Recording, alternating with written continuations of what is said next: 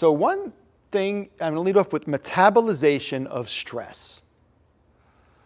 This is something I learned about from a gentleman named Mark Brady, who I've interviewed multiple times for my dad blog that I had many years ago and for my podcast more recently.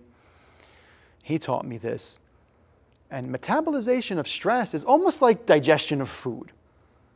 When we move, our body actually can process stress and trauma and help us let go of it.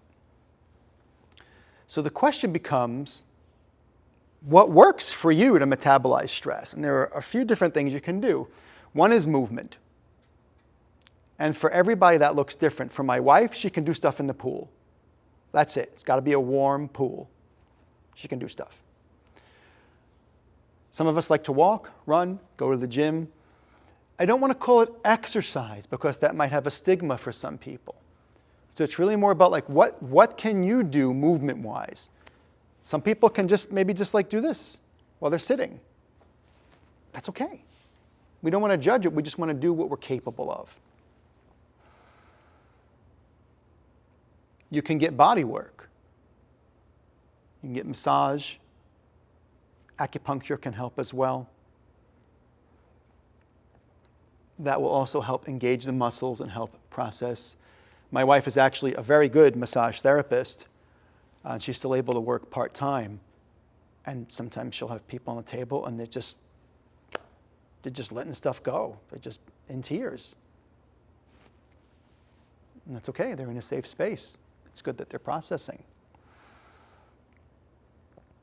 Music, which I mentioned earlier, I didn't realize this till one day. I was like, why do I like James Yorkston so much? He talks about struggle and family and life and, And I'm like, wow, I'm actually like processing my own stuff while I'm listening to James. And I told him this and he got back to me on social media. He actually responded, which was super cool. So that can be very powerful. And as a musician for most of my life, I was surprised I didn't realize this sooner, at least consciously. So what does this mean for you? If there's a band or a singer that you really like, and you just notice when you listen to them, you feel better. Maybe it's upbeat music. Maybe it's really somber music. Like I listen to the Smiths. Nobody in my house likes the Smiths, but I like them. And that's okay. But they're very melancholy. So maybe you can experiment a little bit with music.